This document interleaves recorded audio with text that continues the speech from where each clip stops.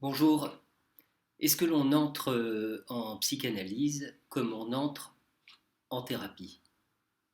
Eh bien, que ce soit du côté du psychanalyste, aussi bien que du côté du futur analysant, la réponse est non.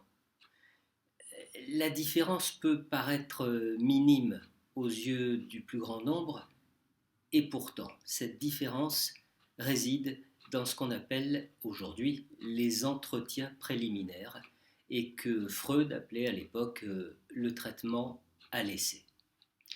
De quoi s'agit-il? Lorsque vous choisissez de vous faire aider par un thérapeute qui a recours à une technique de thérapie brève, le traitement commence généralement dès la première séance. Patients et praticiens savent à peu près pendant combien de temps ils vont se côtoyer. Le transfert est sinon suscité, tout au moins utilisé par le praticien comme un levier puissant. Le but de la démarche consiste généralement à ramener le patient à un état antérieur à celui de l'apparition du symptôme ou du comportement handicapant. Or, en psychanalyse, les choses sont très différentes. D'abord, ce n'est pas parce que vous vous adressez à un psychanalyste que cette adresse équivaut à une demande d'analyse. Est-elle clairement formulée cette demande ou ne l'est-elle pas?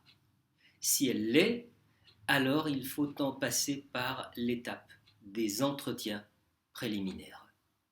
Ceux-ci sont tout simplement indispensables et on peut même dire que c'est de ces entretiens que dépend également l'issue de l'analyse.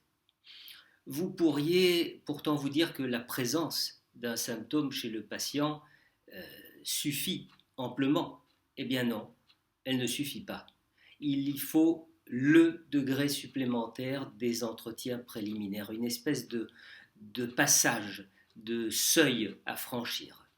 Et n'allez surtout pas considérer ces entretiens comme la simple occasion de dessiner le cadre de la relation.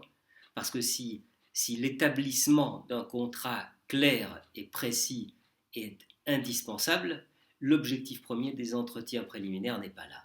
Il réside dans la nécessité de poser ce qu'on appelle un diagnostic de structure.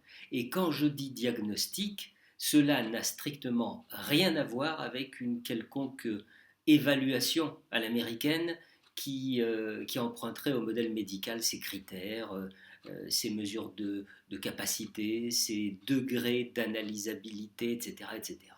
Bref, le diagnostic de structure, c'est d'abord ce qui va donner à la cure son orientation, selon que la structure du sujet sera névrotique ou psychotique. Une illustration parmi les plus simples, les plus évidentes. Si l'analyste n'entend pas de la part du patient la reconnaissance d'une part au moins de responsabilité dans ce qui lui arrive et dont sa plainte est la résultante, alors il ne faudra certainement pas inviter ce patient à s'allonger sur le divan et on devra rester dans un dispositif fauteuil-fauteuil. Le diagnostic de structure, c'est également une mesure de prudence. En effet, l'exercice de l'association libre, qui est propre à la démarche analytique, possède ses contre-indications.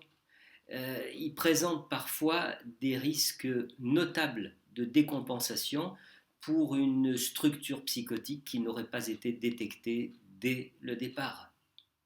Alors on comprend mieux les deux intérêts majeurs des entretiens préliminaires. On voit bien les raisons fondamentales d'en passer impérativement par ces prémices avant d'engager véritablement un travail analytique. Faute de respecter ce temps de diagnostic, le risque est grand de réduire à néant par avance tout ce qui pourra être entrepris.